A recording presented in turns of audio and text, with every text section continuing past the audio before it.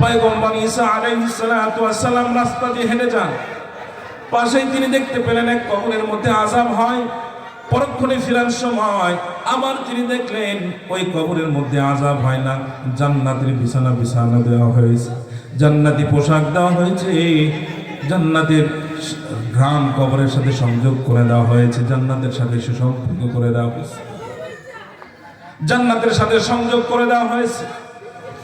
ঈসা আলাইহিস সালাতু ওয়াস সালাম জিজ্ঞাসা করেন, ও মালিক, যাইতে সময় দেখলাম এই কবরের মধ্যে আযাব হইতেছে, আবার দেখলাম এখন আবার জান্নাতের মেহমান, ব্যাপারটা কি?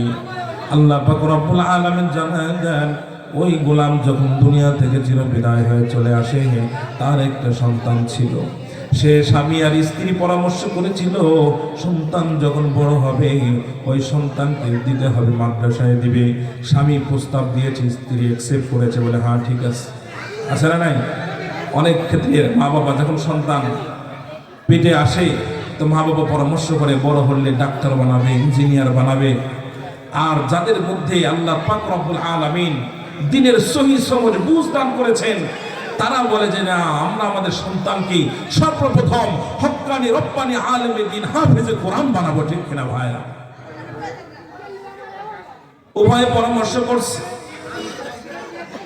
পরামর্শ অনুযায়ী সন্তান যখন আস্তে আস্তে বড় হয়েছে, ওই সন্তান এখন মাদ্রাসায় গিয়েছে। ইতিমধ্যে ওই লোকটা দুনিয়া থেকে চিরবিদায় হয়ে চলে গেছে, কবরের বাসিন্দা ছিল। তার বদ আমলের কারণে তার কবরের মধ্যে আযাব হইতেছিল। ওই ছেলেটা ছোট্ট শিশু আস্তে আস্তে যখন বড় হয়ে মাদ্রাসায় গিয়েছে, মাদ্রাসায় গিয়ে সে পড়তেছে বিসমিল্লাহির রহমানির রহিম। আল্লাহু আকবার। এই কালামে জিন্দা কুরআন হাকিম, হিকমতে লা ইয়াজাল সিতো কাদিম, জামিউল ইলম ফিল কুরআন হাকিম, তাকাসারাত আনহু আফহামুর রিজালি। ওই সন্তান ছোট্ট শিশু মাদ্রাসায় গিয়া হুজুরের কাছে ছোট্ট নাবালেগ মাসুম বাচ্চা নিষ্পাপ জবান দিয়া যখন বলে বিসমিল্লাহির রহমানির রহিম, যখন বলে পরম করুণাময় আল্লাহর নামে শুরু করলাম যিনি রহমান এবং রহিম। ওগো ঈসা শুনো, আমার বান্দা আমাকে বলে আমি নাকি রহমান।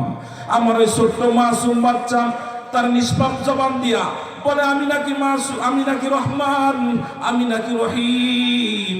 আমাকে যখন এইভাবে ডাকতে থাকে কচি মাসুম বাচ্চা তার নিষ্পাপ জবান দিয়া, যখন আমি আল্লাহকে রহমান রহিম বলে ডাকতে থাকে, আমি আল্লাহ আর সহ্য করতে পারি না।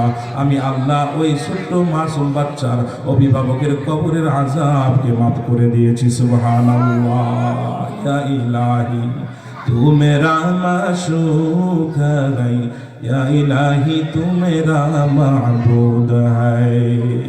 इलाही दर दर के दरिया गुनाहों से बचा हमको खुदाया।